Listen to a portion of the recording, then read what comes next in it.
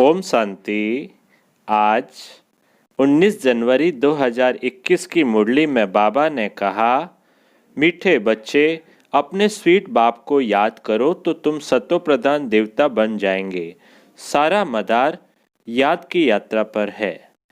आज की मुरली में बाबा ने प्रश्न पूछा है, जैसे बाप की कशिश बच्चों को होती है, वैसे किन बच्चों की कशिश सबको होगी? उत्तर, जो फूल बने हैं। जैसे छोटे बच्चे फूल होते हैं, उन्हें विकारों का पता भी नहीं, तो वह सबको कशिश करते हैं ना। ऐसे तुम बच्चे भी जब फूल अर्थात पवित्र बन जाएंगे तो सबको कशिश होगी। तुम्हारे में विकारों का कोई भी कांटा नहीं होना चाहिए। अब सुनते हैं आज की मुरली विस्तार से। ओम शांति। रूहानी बच्चे जानते हैं कि यह पुरुषोत्तम संगम युग है। अपना भविष्य का पुरुषोत्तम मुख देखते हो, पुरुषोत्तम चोला देखते हो, फील करते हो कि हम फिर नई दुनिया सतयुग में इनकी लक्ष्मी नारायण की वंशावली में जाएंगे, अर्थात सुखधाम में जाएंगे अथवा पुरुषोत्तम बनेंगे। बैठे बैठे ये विचार आते हैं।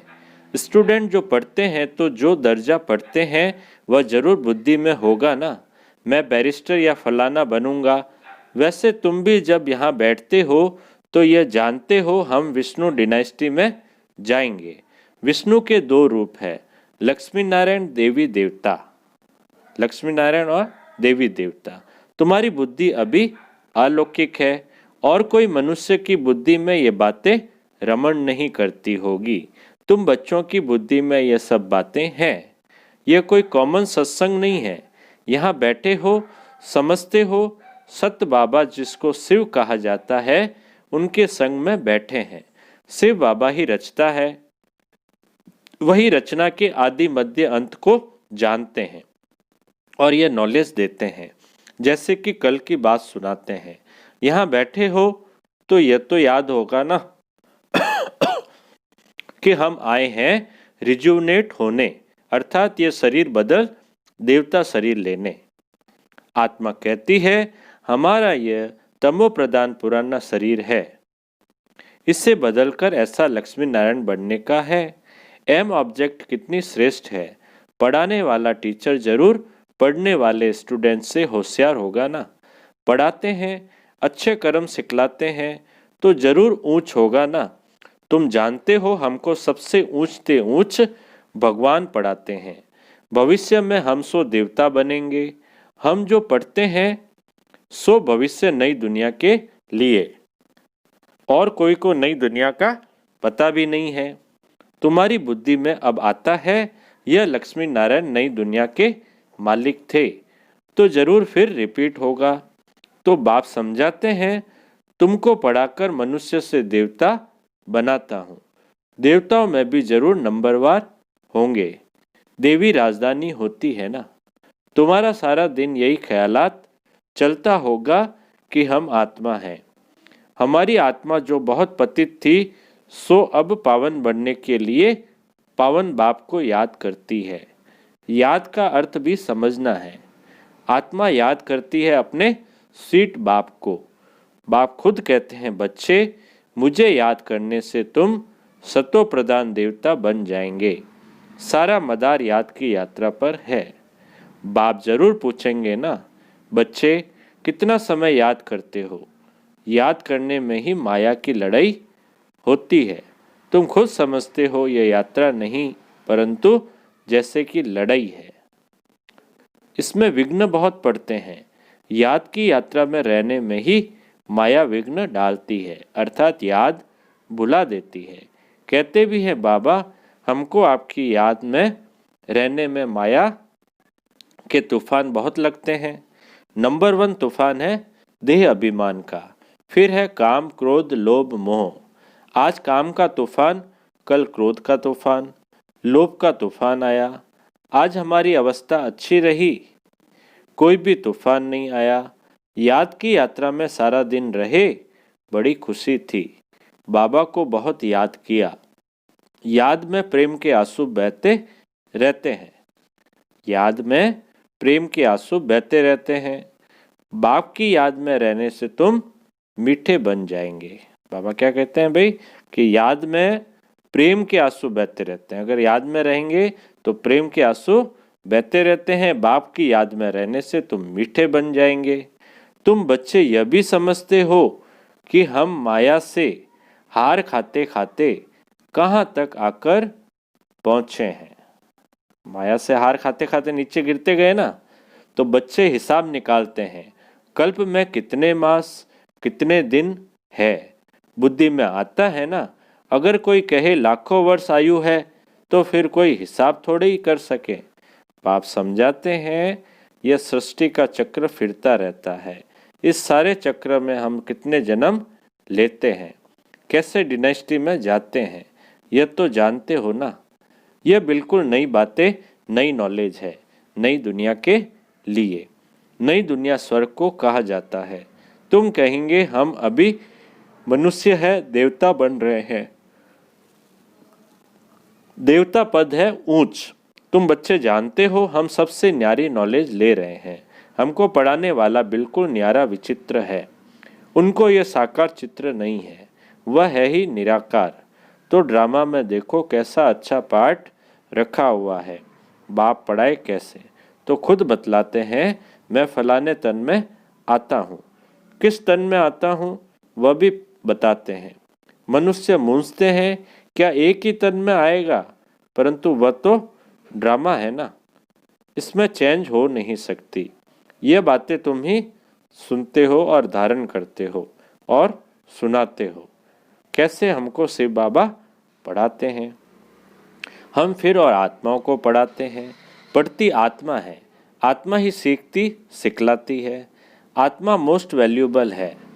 आत्मा अविनाशी अमर है, सिर्फ शरीर खत्म होता है।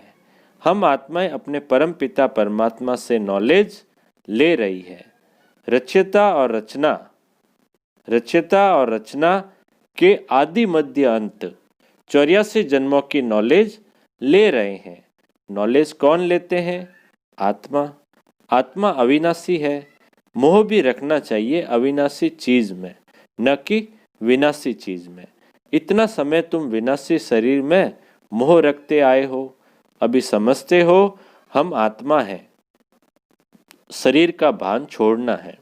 कोई कोई बच्चे लिखते भी हैं, मुझ आत्मा ने यह काम किया, मुझ आत्मा ने आज यह भाषण किया, मुझ आत्मा ने आज बहुत बाबा को याद किया। वह है सुप्रीम आत्मा नॉलेजफुल। तुम बच्चों को कितनी नॉलेज देते हैं। मूल वतन सूक्ष्म वतन को तुम जानते हो। मनुष्यों की बुद्धि में तो कुछ भी नहीं है, तुम्हारी बुद्धि में है रचता कौन है। इस मनुष्य सृष्टि का क्रिएटर गाया जाता है तो जरूर कर्तव्य में आते हैं। तुम जानते हो और कोई मनुष्य नहीं जिसको आत्मा और परमात्मा बाप याद हो। बाप ही नॉलेज देते हैं कि अपने को आत्मा समझो। तुम अपने को शरीर समझ उल्टे लटक पड़े हो। आत्मा सतचित आनंद स्वरूप है। आत्मा की सबसे जास्ती महिमा है। एक बाप के आत्मा की कितनी महिमा है। वही दुख हरता सुख करता है। मच्छर आदि की तो महिमा नहीं करेंगे ना। वह दुख हरता सुख करता है, ज्ञान का सागर है नहीं, यह बाप की महिमा है। तुम भी हर एक खुद दुख हरता सुख करता हो, क्योंकि उस बाप के बच्चे हो ना, जो सबका दुख हरकर और सुख देते हैं, जो सो भी आधा कल्प के लिए। यह नॉलेज और कोई में है नहीं। नॉलेजफुल एक ही बाप है, हमारे में नो नॉलेज। एक बाप को ही नहीं जानते तो बाकी फिर क्या नॉलेज होगी। अभी तुम फील करते हो हम पहले नॉलेज लेते थे, कुछ भी नहीं जानते थे। बेबी में, छोटे बच्चे में नॉलेज नहीं होती है और कोई अवगुण भी नहीं होता है, इसलिए उनको महात्मा कहा जाता है, क्योंकि पवित्र है। जितना छोटा बच्चा उतना नंबर 1 फूल।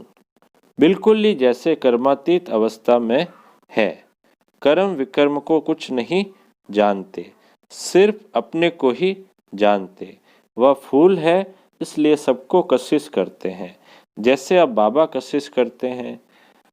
बाप आए हैं तुम बच्चों को, तुम सबको फूल बनाने। तुम्हारे में कई बहुत खराब कांटे भी है, 5 विकार रूपी कांटे हैं ना। इस समय तुमको फूलों और कांटों का ज्ञान है। कांटों का जंगल भी होता है। बबूल का कांटा सबसे बड़ा होता है। उन कांटों से भी बहुत चीजें बनती है, भेंट की जाती है मनुष्यों की। बाप समझाते हैं, इस समय बहुत दुख देने वाले मनुष्य कांटे हैं, इसलिए इनको दुख की दुनिया कहा जाता है। कहते भी हैं बाप सुख दाता है, माया रावण दुख दाता है। पाप सुख दाता है और माया रावण दुख दाता है। फिर सत्युग में माया नहीं होगी तो ये कुछ भी बातें नहीं होगी। ड्रामा में एक पार्ट दो बारी नहीं हो सकता। बुद्धि में है सारी दुनिया में जो पार्ट बचता है वह सब नया। तुम विचार करो, सत्युग से लेकर यहाँ तक के दिन ही बदल जाते, एक्टिविटी बदल जाती। 5000 वर्ष की पूरी एक्टिविटी का रिकॉर्ड आत्मा में भरा हुआ है, वह बदल नहीं सकता। हर आत्मा में अपना पार्ट भरा हुआ है। ये एक बात भी कोई समझ नहीं सकते। अभी आदि मध्य अंत को तुम जानते हो। ये स्कूल है ना, सृष्टि के आदि मध्य अंत को जानना है और फिर बाप को याद कर पवित्र बनने की पढ़ाई है। इनके पहले जानते थे क्या? हमको यह बनना है। बाप कितना क्लियर कर समझाते हैं। तुम पहले नंबर में यह थे, फिर तुम नीचे उतरते उतरते अब क्या बन गए हो। दुनिया को तो देखो क्या बन गई है, कितने ढेर मनुष्य हैं। इन लक्ष्मी नारायण की राजधानी का विचार करो, क्या होगा। यह जहां रहते होंगे कैसे हीरे जवाहरात के महल होंगे। बुद्धि में आता है अभी हम स्वर्गवासी बन रहे हैं, वहां हम अपने मकान आदि बनाएंगे। ऐसे नहीं कि नीचे से द्वारिका निकल आएगी जैसे शास्त्रों में दिखाया है। शास्त्र नाम ही चला आता है और तो कोई नाम रख नहीं सकते। और किताब होते हैं पढ़ाई के, दूसरे नॉवेल्स होते हैं, बाकी इनको पुस्तक अथवा शास्त्र कहते हैं।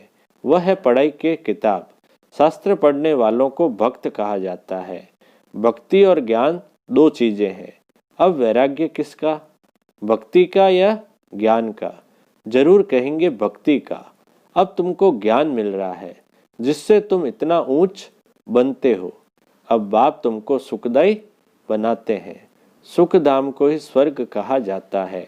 सुख धाम में ही तुम चलने वाले हो तो तुमको ही पढ़ाते हैं।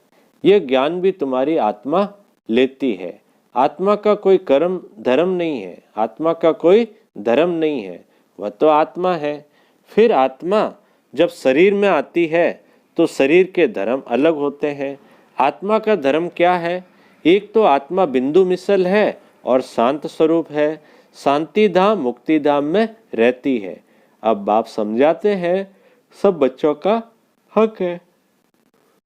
बहुत बच्चे हैं जो और धर्मों में कन्वर्ट हो गए हैं, वह फिर निकलकर अपने असली धर्म में आ जाएंगे।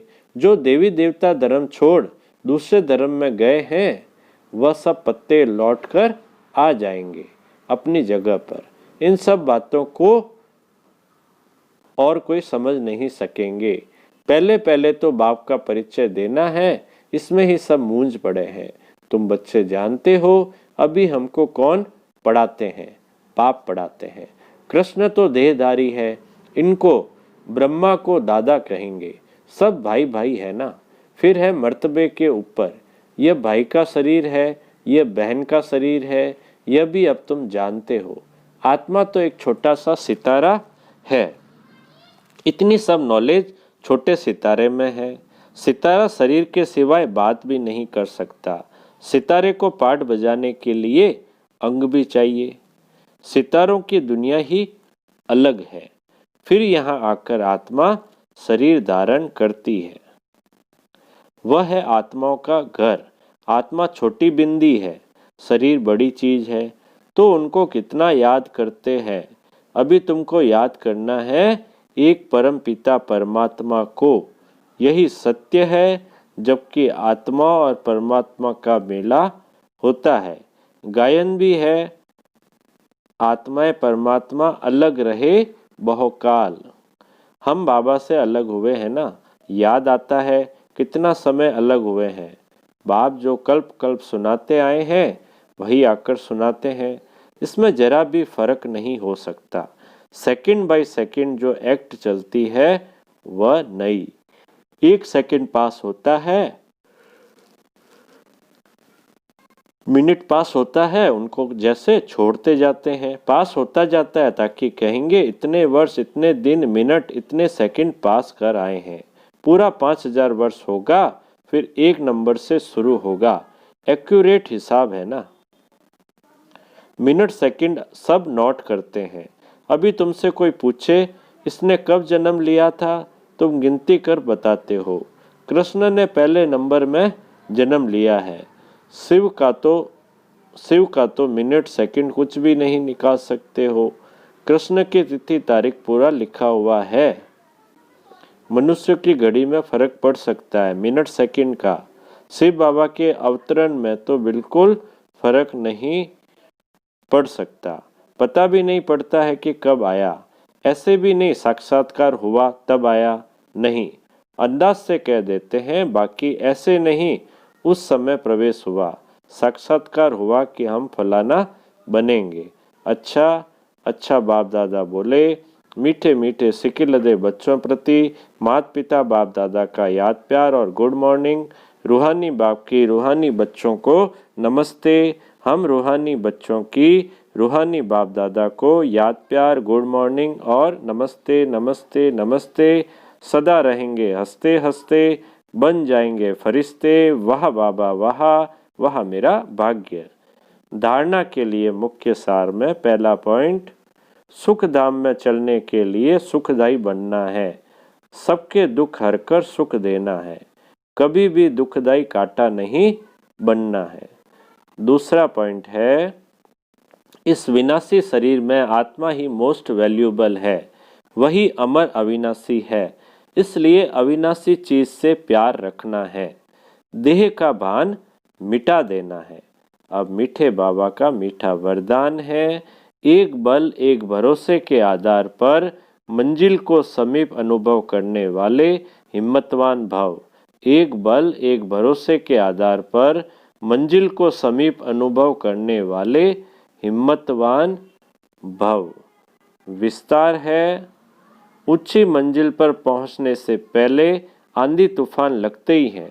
स्टीमर को पार जाने के लिए बीच भंवर से क्रॉस करना ही पड़ता है। इसलिए जल्दी में घबराओ मत, थको व रुको मत, साथी को साथ रखो तो हर मुश्किल सहज हो जाएगी। हिम्मतवान बन बाप की मदद के पात्र बनो। एक बल एक भरोसा, इस पाठ को सदा पक्का रखो तो बीच भंवर से सहज निकल आएंगे और मंजिल समीप अनुभव होगी। स्लोगन है, विश्व कल्याणकारी वह है जो प्रकृति सहित हर आत्मा के प्रति शुभ भावना रखते हैं। विश्व कल्याणकारी वह है जो प्रकृति सहित हर आत्मा के प्रति शुभ भावना रखते हैं। अच्छा, ओम शांति।